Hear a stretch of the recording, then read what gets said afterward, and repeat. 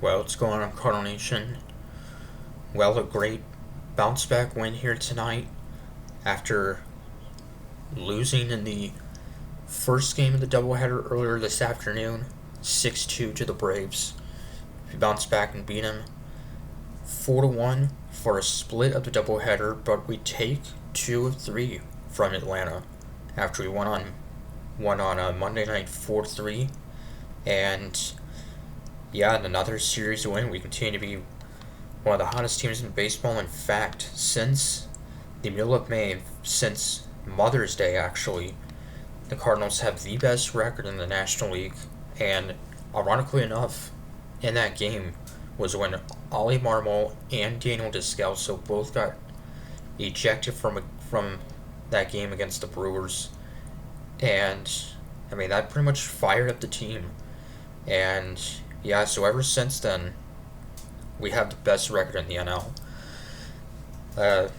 And yeah, and a few games back, still up the Brewers for first in the Central. So still a lot of season left.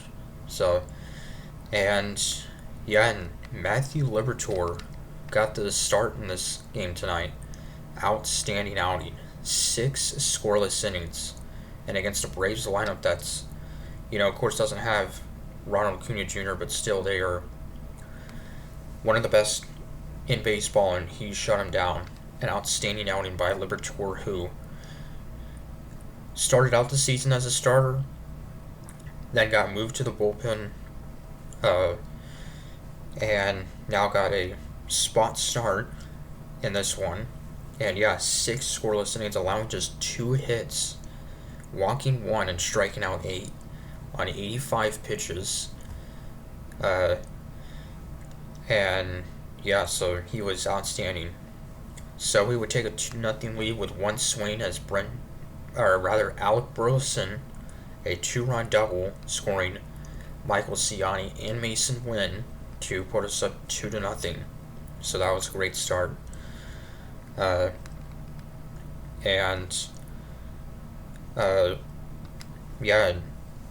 Liberatore, the 2 hits he allowed will be, one of them would be the first batter of the game, the leadoff hitter Jarred Kelenic, and then actually again to Jarred Kelenic. So both of his hits that he allowed were to the same batter, outfielder Jarred Kelenic, who hit a home run in Game 1 earlier today.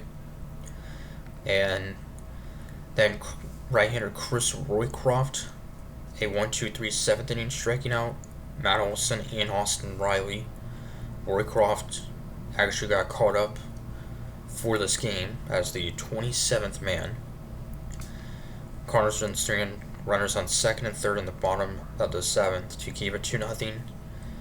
Then Andrew Kittredge, pitching in the 8th, would allow, after getting the first 2 outs, a double and then an infield hit, and then Jojo Romero coming in and Kelenic with an RBI single to make it 2-1.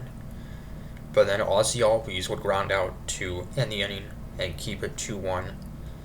And then in the bottom of the 8th, Alec Burleson, a 1-out double, and then Paul Goldschmidt would an RBI single, driving in Dylan Carlson, who was pinch running for Burleson.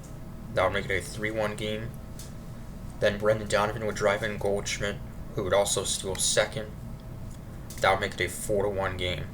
So, and Ryan Helsley, despite allowing a hit and walking a batter, would not allow a run, and he would have his 28th save of the year. He could very well set the record for the most saves by a Cardinal before the All-Star break. The record is, I believe, 30, so he's just too shy of at least tying that record.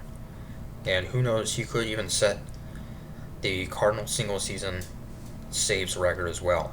So, what an amazing season for Helsley, continuing that.